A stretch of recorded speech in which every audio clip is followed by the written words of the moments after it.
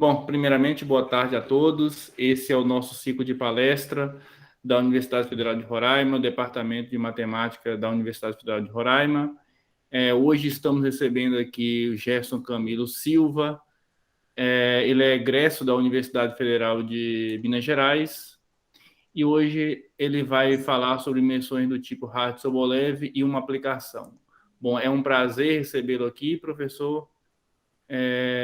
Você tem aí de 50 minutos a 1 hora para falar do tema para a gente. É um tema de análise. Fica à vontade.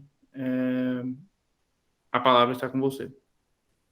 Bom, primeiramente eu gostaria de agradecer ao professor Leandro pelo convite e também ao departamento da UFRR de Matemática, né, pelo convite.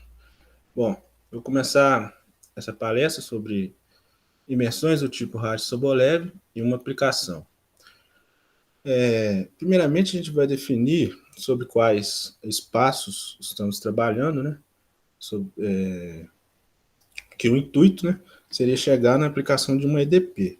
Então, primeiro a gente define quais os espaços onde procuramos soluções e para depois tentar estudar a EDP em si.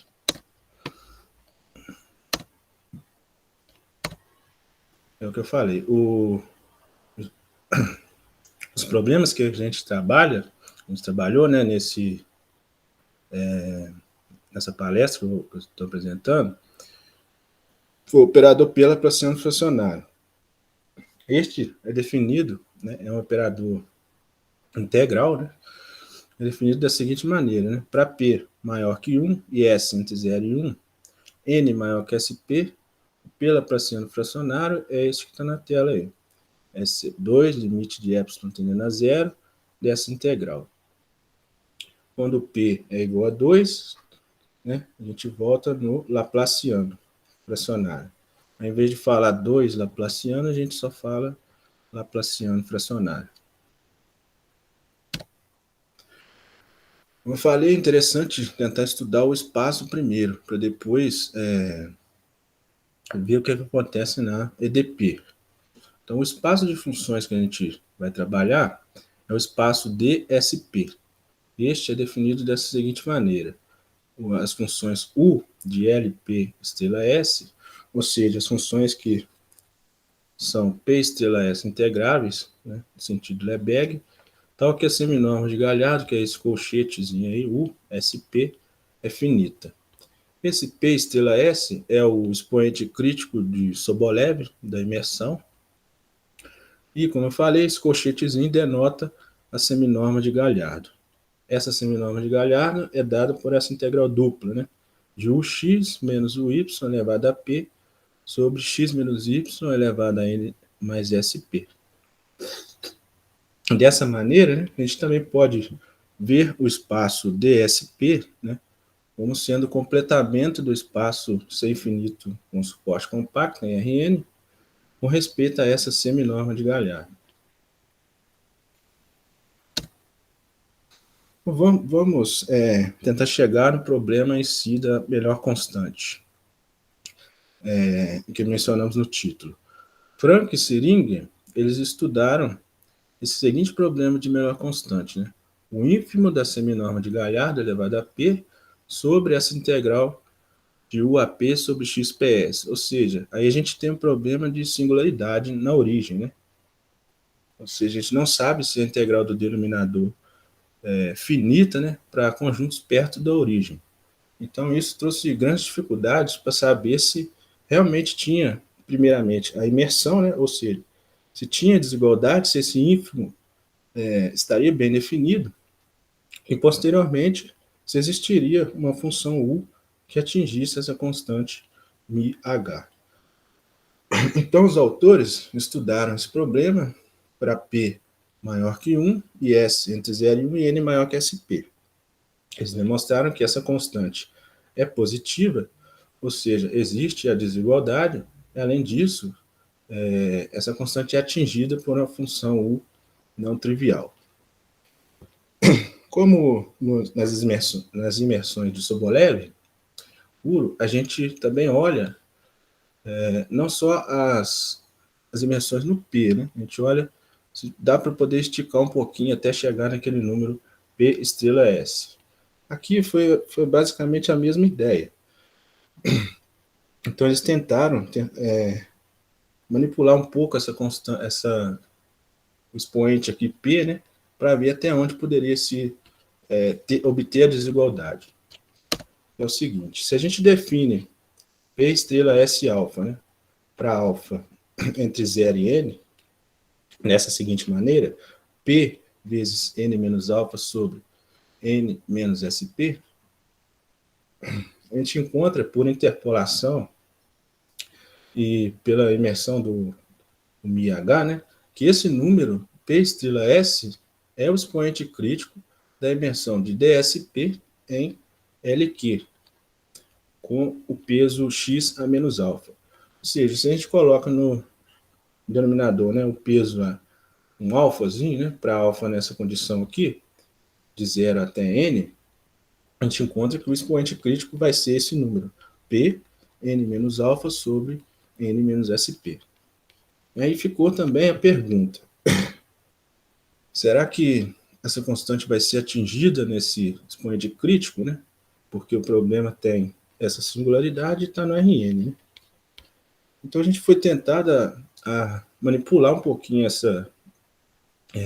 esse quociente para saber se tem, né, a existência de função que atinge a constante. Que foi o seguinte, pensando o seguinte, se a gente acrescenta uma quantidade aqui, né, um μ com esse peso UAP sobre XPS, e mantém embaixo o expoente crítico de Radius-Sobolev, dá para estudar esse problema e ver se existe uma função U que atinge esse ínfimo? Foi isso que tentamos estudar. A resposta foi positiva, né? A gente conseguiu encontrar uma função U que atinge esse ínfimo, e além disso, mostramos que essa função é não trivial, né? E posteriormente, conseguimos também estudar um problema relacionado com essa constante e obter uma solução também não trivial. Mas só que, sobre quais parâmetros? Aqui temos um parâmetro μ e o alfa, né? Então, a princípio aqui, no slide anterior, o alfa seria só maior ou igual a zero e menor que n. Mas para estudar esse problema, a gente depara que a gente vai ter que colocar mais uma condição sobre alfa. E o μ aqui, né, para fazer sentido isso aqui e o numerador ficar positivo, né, a gente vai ter que o μ tem que ser menor que aquela constante μh, que é o seguinte teorema. A constante 1 sobre k, né, definida anteriormente, está bem definida e é atingida por uma função não trivial U, pertencente a DSP, se o alfa estiver entre 0 e SP e o μ estiver entre 0 até μh.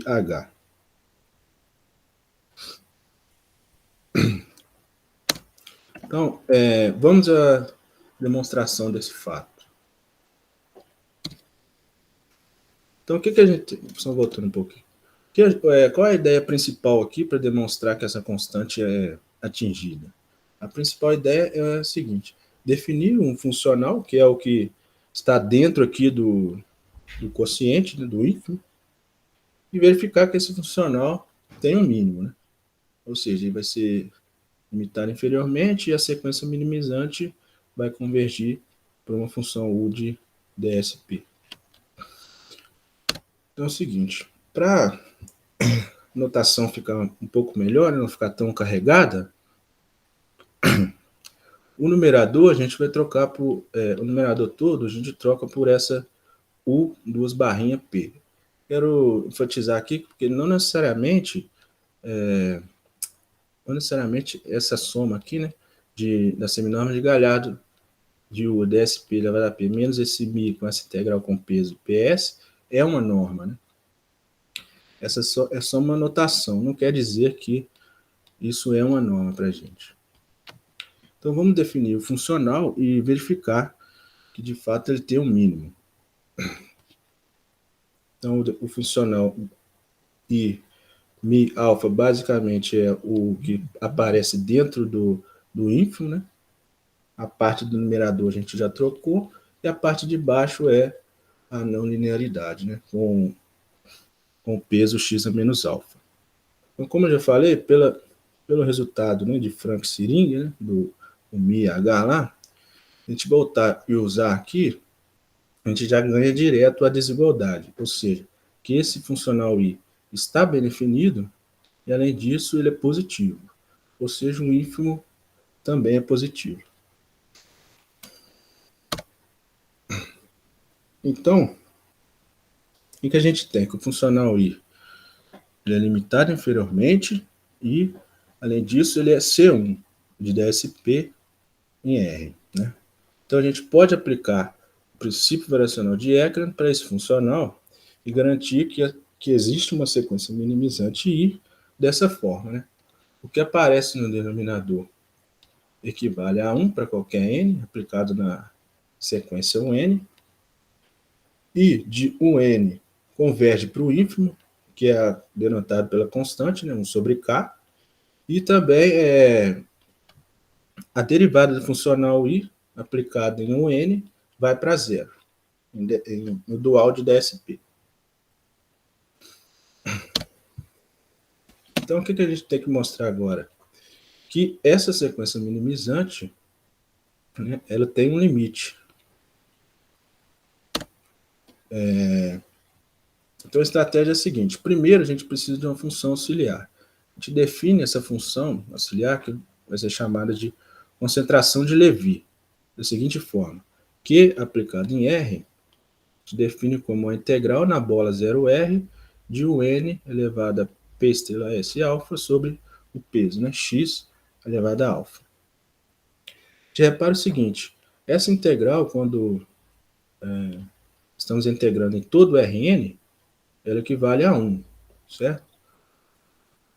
Na bola 0,1, então, como a variação do Q aqui da função de concentração de Levi é na bola aqui, por continuidade, então, existe uma sequência de números, né, Rn, tal que Q aplicado em Rn é igual a meio, né?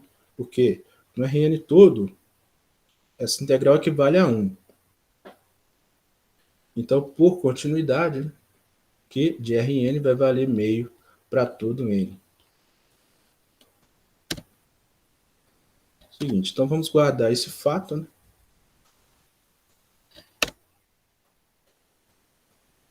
E vamos identificar alguns problemas que tem aqui. Nessa função aqui, no final, a gente está com a ideia de passar o limite aqui. A gente está com um problema, né? Porque temos duas sequências, né? Na função, o n, e também no domínio aqui, né? De integração aqui. A bola aqui também está variando. Então a gente tem que arrumar um jeito de colocar só um limite, né? Ou na função que vai ser integrada, ou aqui na bola. Então a gente considera uma nova sequência, o n-til, dessa seguinte forma. Né? O n-til aplicado em x é o rzinho, né? Rzinho n, elevado a n da dimensão menos sp sobre p, vezes um n aplicado em rnx. A gente nota alguns fatos. Né? O funcional i aplicado nessa nova sequência, o n-til, equivale ao funcional i aplicado na sequência minimizante, o n. Então, a sequência 1n2 também é uma sequência minimizante, e a gente voltar um pouquinho aqui, a gente aplica, a gente troca aqui para um n2, né? A gente elimina o problema da bola tendo a variação, né? Com Rnzinho. Então, a variação passou a ser só na função, que é dada pela 1n2 aqui. Então, a 1n2, né, quando a gente integra na bola 0,1, ela equivale a meio. E além disso, né, a norma, né, esses duas barrinhas aqui da UN2, equivale também com a UN. Ou seja, né, que desse fato aqui de I de um N-til igual a 1N, a gente garante que a norma de 1N elevado a P é igual a essa constante 1 sobre K. Então, obtemos o quê? Que essa sequência 1N-til, ela também é limitada em DSP, porque essa constante aqui ela é positiva, né? Então, a menos de passagem subsequência, a 1N-til tem um limite, que a gente vai limite fraco, que a gente vai denotar por U-til. Então, a menos de subsequência, o N-til converge fraco para U-til em DSP do RN, e por convergência forte aqui, né, o N-til converge para U-til fortemente em LQ-LOC, para tudo Q de 1 a P estrela S aberto aqui. Então, o intuito agora é demonstrar que esse limite fraco não é nulo, né? A gente já garantiu a existência, agora falta só mostrar que ele não é nulo. A gente vai argumentar por contradição, ou seja, vamos supor que esse limite é o trivial, o til é zero. Para isso, temos que definir algumas outras funções auxiliares, né? Primeiro, uma função eta auxiliar sem infinito, suporte compacto, da seguinte forma, né? Eta equivale a 1 na bola 0 delta, e eta é 0 fora da bola 0, 1. E além disso, eta está entre 0 e 1. Então, como o N-til é limitada, a gente pode tomar eta P vezes o N-til em DSP como uma função teste. Ou seja, né, como o N e linha de um N vai para 0, e o N-til também é uma sequência minimizante, a gente pode tomar eta P, o N-til, como uma função teste. Ou seja, e linha de um N-til aplicado em eta P, o N-til, também vai para 0. A partir daí, a gente pode fazer alguns cálculos, né, substituir o que é o funcional e linha e aplicar nessa função teste. Temos algumas desigualdades. É um pouco extenso essa conta, então eu coloquei só a parte final. Então, a gente consegue uma estimativa para a norma de eta, um N-til elevado a P, né? Da seguinte forma aí 5, né? Consegue uma estimativa de 1 sobre K vezes o meio elevado a essa potência, vezes a integral de eta, um N-til aqui com a singularidade alfa. Só que a gente também pode usar a definição de K pelo outro lado da desigualdade da norma, de eta, um N-til. Então, fazendo isso, a gente consegue imprensar a norma eta, um N-til. Certo? E combinando essas duas últimas equações aqui, a gente garante o seguinte. Uma constante aqui, 1 sobre K, vezes uma outra constante positiva, né? Porque o alfa está entre 0 e SP, e o N maior que SP. Vezes essa integral, que é a energia de eta, um N-til, com a singularidade x a menos alfa. Isso menor ou igual que uma coisa que vai para 0. Ou seja, o que está dentro, a integral, né, o que está aqui entre parênteses, tem que ir para 0. Só que se a gente lembrar, a função escolhida, né, essa eta, ela equivale a 1, né, na bola 0 delta. Né? O delta é menor ou igual a 1.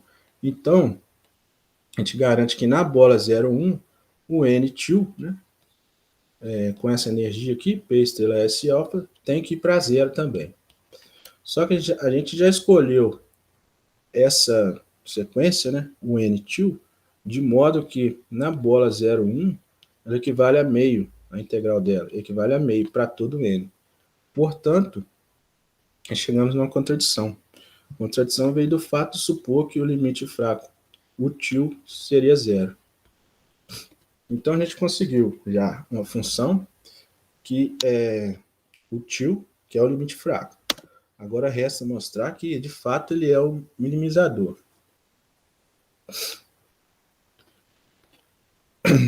Ou seja, né, que a integral da U-til aqui, que no Rn todo, com energia x a menos alfa, equivale a 1. Então, começamos. Pelo lema de Brezis-Lieb, né,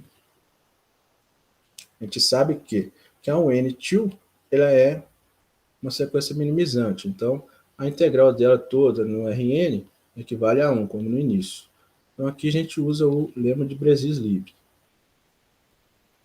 Então, um N2 com a energia x a menos alfa é igual à integral de U2, essa energia, mais o θn, que é a diferença de o N2 menos o 2. Mais uma coisinha que vai para zero. Esse é o lema de Brezis-Lieb. Então, se a gente vê nessa igualdade, a gente encontra que cada parcela, cada integral, tem que estar entre 0 e 1, certo? Então, novamente, por um lema do tipo Brezis-Lieb, a gente vai usar na norma, né? Ou seja, naquela seminorma de Galhardo, mais aquela singularidade do Hart-Sobolev. Do mesmo modo.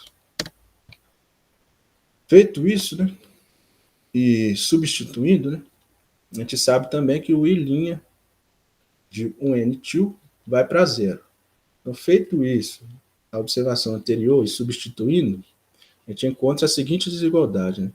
Um ON tem que ser maior ou igual que 1 sobre K, vezes essa diferença aqui, da energia de U2 de x a menos alfa, elevado a essa potência, P sobre P estrela S, menos a integral sozinha, né? Sem potência nenhuma.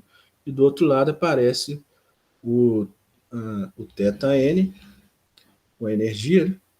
Menos alfa também, elevado a P sobre P estrela S alfa, menos a energia sozinha, sem a potência. Mais uma coisinha que vai para zero também. Então, se a gente reparar bem, né, os que estão dentro, entre colchetes são constantes positivas. Né? É o seguinte, a gente define A como sendo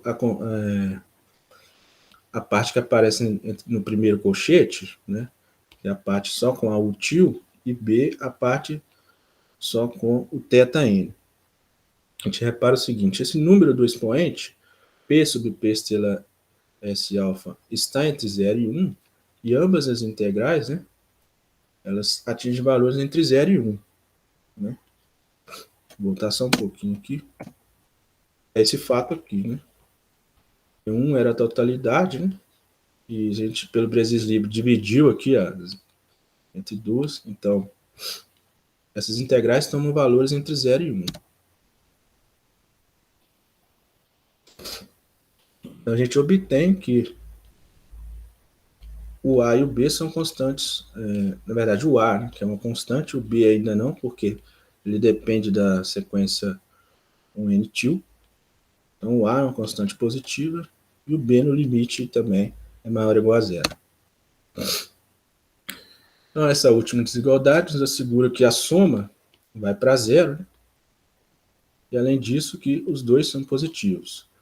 Só que dessa igualdade aqui, de A mais B ir para zero, o B então seria igual a menos A mais uma coisa que vai para zero. Só que o B também é positivo. Então a gente chega que o A tem que ser zero e o B uma coisa que vai para zero no limite. Isto é, né? Só a definição do A aqui, ser igual a zero. A gente já viu também que a função útil, que é o limite fraco, ele não é zero. Então só resta a possibilidade de cada integral aqui ser 1, né? Porque o útil não é zero. Então, ou seja, a energia de útil, né, em P estrela S com peso x a menos alfa, né, totalidade aqui no Rn tem que ser 1. Como a gente já demonstrou aqui, o N-til converge fracamente para o til, quando o N vai para o infinito, segue então que I' de UN aplicado, I' de util aplicado em util é zero. Né? Ou seja, o util é a função que atinge a nossa constante 1 sobre K. Agora, feito isso, né, vamos a uma aplicação. Vamos ver em um EDP o que isso será importante. Então, a gente já viu que a constante 1 sobre K ela é atingida. Então, vamos a um teorema, e dentro do teorema a gente vai precisar que essa constante seja atingida. Seja um zero, menor que S, menor que 1, P maior que 1, menor que infinito, N maior que SP, alfa entre 0 e SP, beta entre 0 e SP, e o beta menor, o beta diferente de alfa. Também consideramos o μ uma constante entre 0 e menor que μh. É que esse é o lá do início estudado por Frank Seringer. Então existe solução fraca U, pertencente a DSP, não trivial, né, para esse problema, né, que é um problema envolvendo P laplaciano fracionário. Seria o operador P laplaciano fracionário menos a não linearidade do tipo hard, né? Aqui no outro lado da igualdade a não linearidade do tipo hard crítica, né? Com beta, e a outra do mesmo tipo, só que troca a constante alfa por beta. Esse problema é um problema variacional, né? Então os pontos críticos de um funcional de energia serão solução deste problema. Que é o seguinte, né? Este problema tem estrutura variacional, ou seja, as soluções são dadas por pontos críticos do funcional de energia, que é definido dessa forma aqui, né?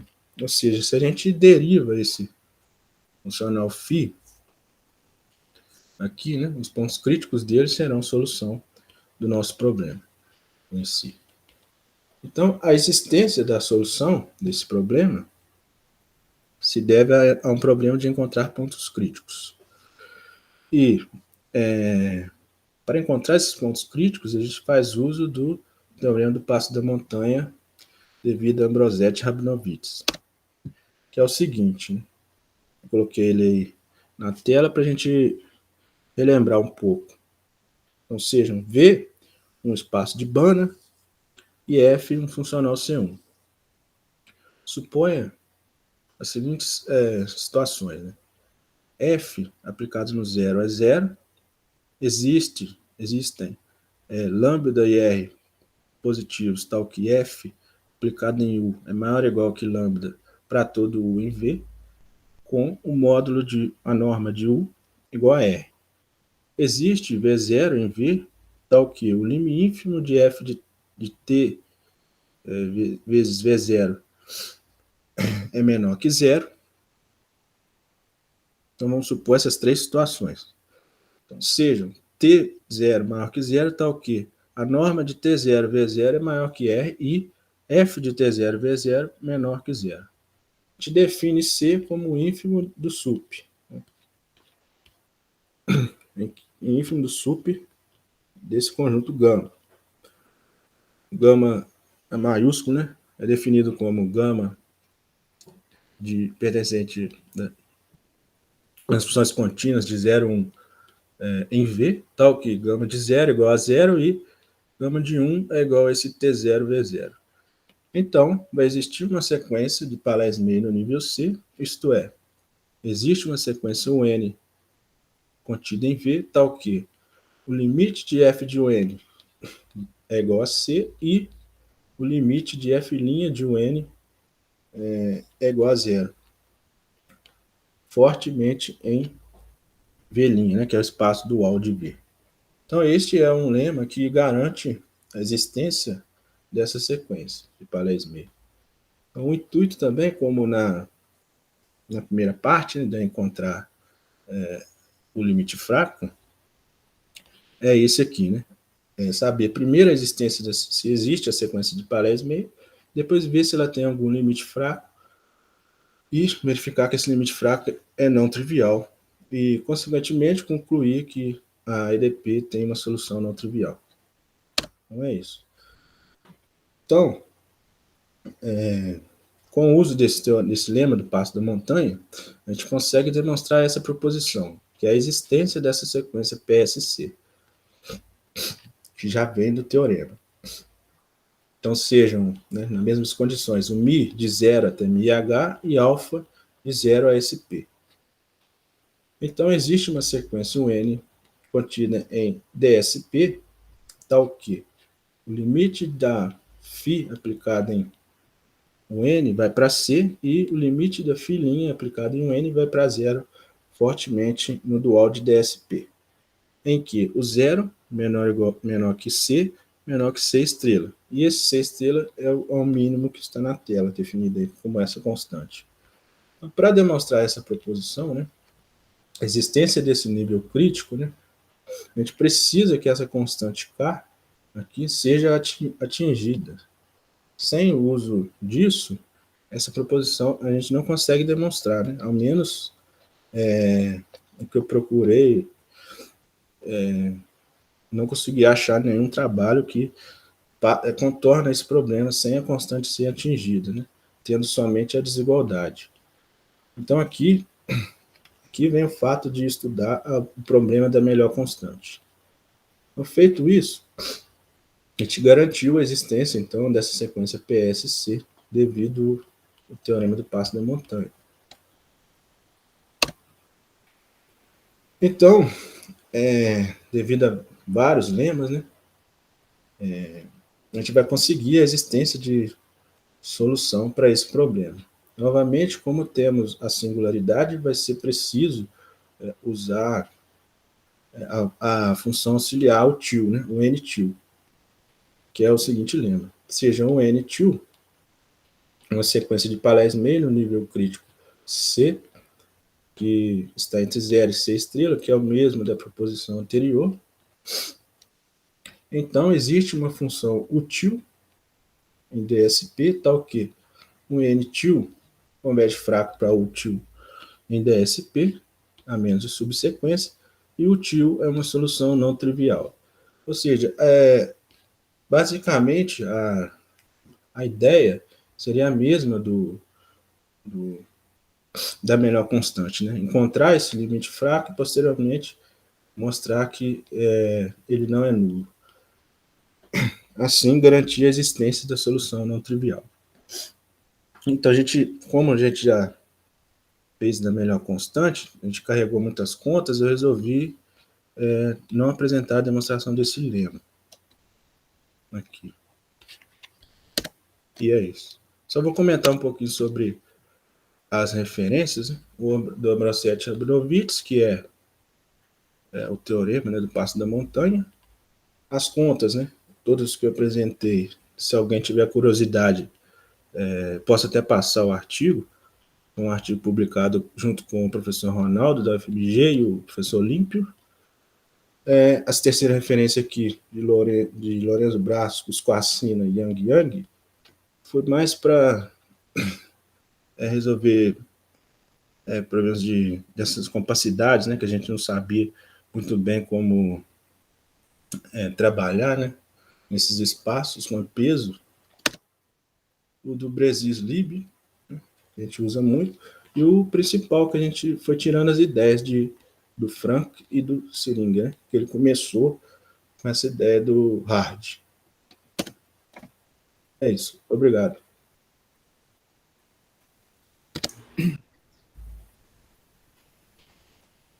Bom, professor, nós que agradecemos, agradeço novamente, imensamente, ter aceito o nosso convite, apresentar aqui nossa palestra. Agora, nós abrimos a oportunidade para quem quiser fazer perguntas, aí, comentários, observações.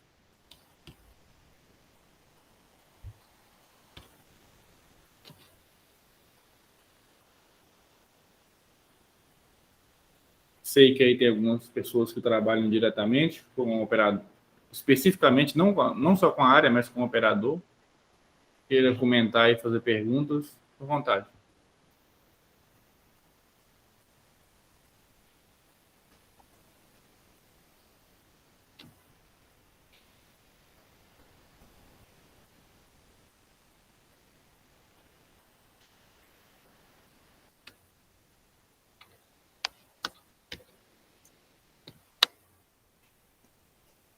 Bom, eu vou parar a gravação aqui para ficar à vontade.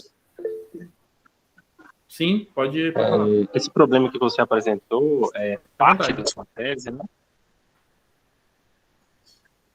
O Jefferson. Sim, fez parte. Não sei se, de repente, eu não tenha prestado Fez atenção parte. nisso. Mas é parte da sua coisa.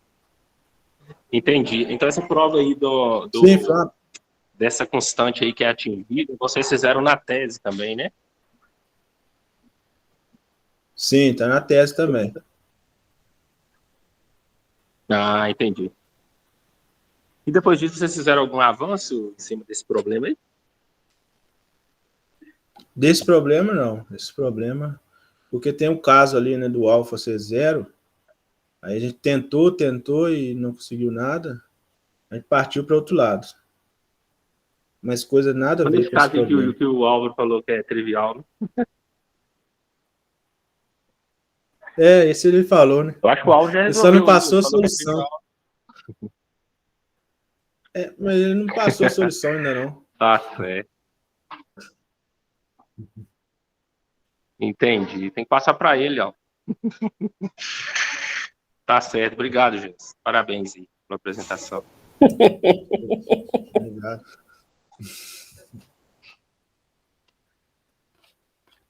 Alguém mais, pessoal, quer fazer algum comentário, pergunta, observação? Ô Jefferson, Oi?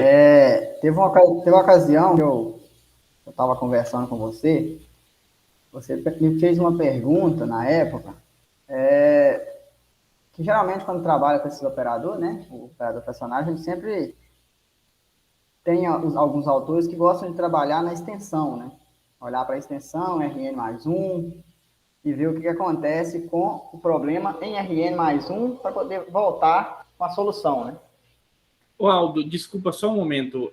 Só você falar uma coisa com o Gerson. Gerson, é para efeito de publicar no YouTube, ou você volta com a tela, por favor, ou você descompartilha a tela, porque está a tela infinita.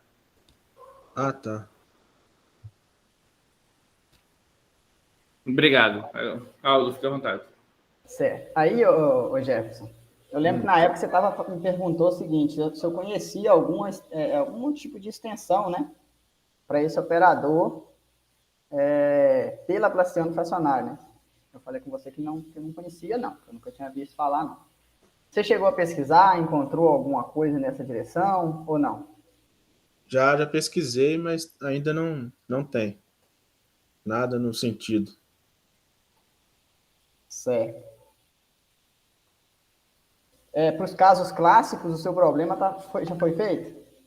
Já foi feito. Por isso que eu nem cheguei a mencionar, mas fui logo para o fracionário, mas os clássicos todos estão feitos. Certo. Eu estou perguntando porque, se eu não me engano, para aquele operador que eu até comentei com vocês aqui há poucas semanas, aí, né, aquele operador raiz lá e tal, se eu não me engano, eles trabalharam problemas nessa mesma direção. Eu não digo que é semelhante, não, mas na mesma direção. E se eu não me engano, eles trabalharam na extensão, que lá tem a extensão, né? Uhum. Então, eu pensei que talvez a extensão lá poderia te ajudar em alguma coisa aí, na busca da extensão. Tá? Depois eu vou te mandar o problema que eles resolveram da raiz, do problema raiz. Pra você dar uma olhada. Entendi.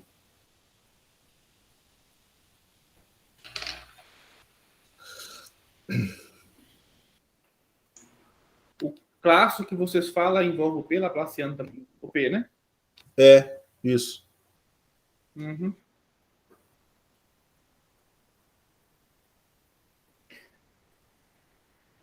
Mais alguém quer fazer comentário aí?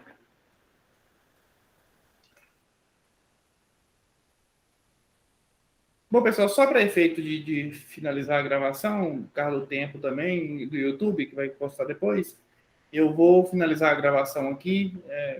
Depois, bom, então finaliza a palestra do professor Jefferson. Agradeço muito, novamente, por ter acesso ao nosso convite.